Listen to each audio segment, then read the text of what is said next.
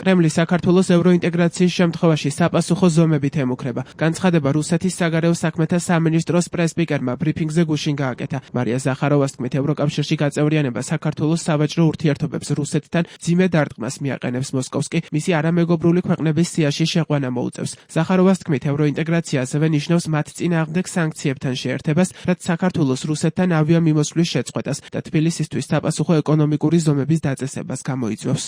საქართველოს ევროკავშირში გაწევრიანება ბრიუსელის მხრიდან დესტრუქციული მოთხოვნების გათვალისწინებით მძიმე დარტყმას მიაყენებს საქართველოს ტურისტულ ინდუსტრიას და საფრთხეს შეუქმნის ახლობლებს შორის კომუნიკაციის შენარჩუნებას, რომლებიც საქართველოში და რუსეთში ცხოვრობენ. მათ შეიძლება დაკარგონ ერთმანეთის ნორმალურად მონახულების შესაძლებლობა. გარდა ამისა, საქართველოს მოუწევს შეუერთდეს ჩვენი ქვეყნის წინააღმდეგ დაწესებულ ენერგეტიკულ ემბარგოს. ევროკავშირში გაწევრიანება ასევე ნიშნავს იმას, რომ საქართველო დაკარგავს შეღავათიან სავაჭრო რეჟიმს რუსეთთან და დსთ-ს ქვეყნებთან, რომლებიც მისთვის მთავარი საექსპორტო ბაზრებია. ეს უბრალოდ ანტირუსული სანქციები არ არის. ეს არის არალეგიტიმური უკანონო სანქციები, რომლებიც გაეროს უშიშროების საბჭოს გვერდისავლით დაწესდა. რას ნიშნავს ეს კონკრეტულად საქართველოსთვის? მაგალითად, რუსეთთან ავიამიმოსვლის შეწყვეტას და მკაცრი სავიზო რეჟიმის შემოღებას.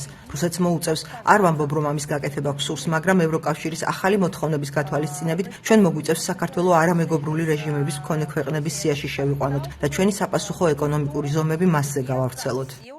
თემასთან დაკავშირებით შეფასებები კეთდება ოპოზიციაში. პოლიტიკოსების თქმით, ზახაროვას განცხადება ოცნებისთვის მაშველი რგოლია, რადგან მათ სურთ, რომ საქართველოს ევროკავშირში გაწევრიანების პროცესს მოქალაქეების საფრთხის შემცველად აღიქვამდნენ. ოპოზიციონერები ივანიშვილის გუნდს კრემლთან მჭიდრო ეკონომიკური კავშირების გამოც აკრიტიკებენ. მათი თქმით, ეს სწორედ ის ბერკეტია, რომელსაც ოკუპანტი ქვეყანა სხვა სახელმწიფოების წინააღმდეგ შანტაჟის იარაღად იყენებს. რაც უფრო დამოკიდებული გახდები შენ მტერზე, მით უფრო მოწყვლადი ხდები და ეს განცხადება მხოლოდ ნაწილი არის ამ ყველაფერს. ანუ ეს განცხადება რომ არ ყოფილიყო.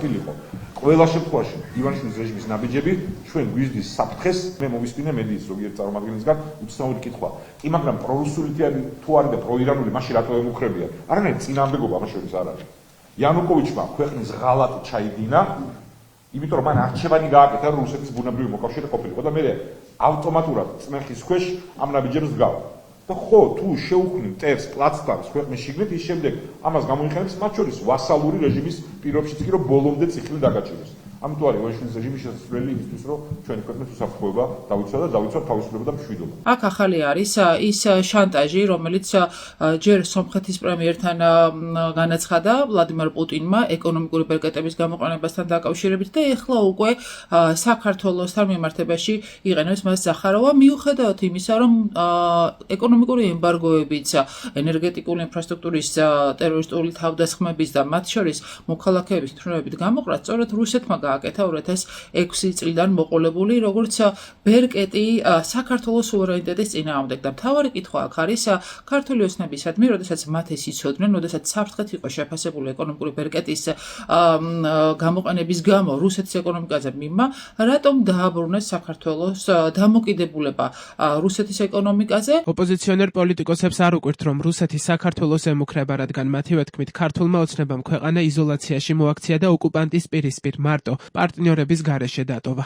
ზახაროვას განცხადება არის ძალიან მკაფიო მაგალითი იმისა, თუ რა დამართა ქართული ოცნების რეჟიმმა ჩვენ სახელმწიფოს აბსოლუტურად ყველა მეზობელი მიზანშეწონილად და დასაშვებად მიიჩნევს, რომ საქართველოს აღიქვას როგორც დაბალი ღობე და მუდმივად დაგვემუქროს.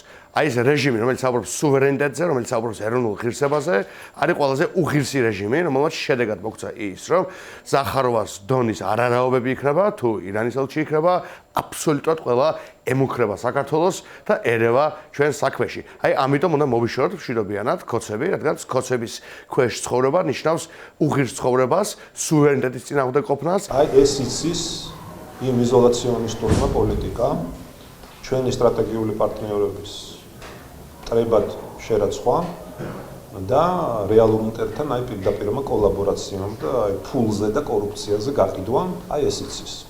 და ჯერ სად ვართ? ნაცვლად იმისა, რომ ოცნებას ეზრუნდა, სწორედაც რომ ჩვენი სახელმწიფოების სუვერენიტეტის, მათ შორის ეკონომიკური დამოუკიდებლობის გაძლიერებაზე ჩვენს პარტნიორებთან ერთად. ნახეთ ის, რომ სრულ იზოლაციაში მოაქცია ქვეყანა. და მარტო დარჩენები საქართველოს ჩვენი პარტნიორების გარეშე. რა თქმა უნდა, ყოველთვის იქნება ასეთი შანტაჟის და მუქარის, ასე ვთქვათ, ადრესატი.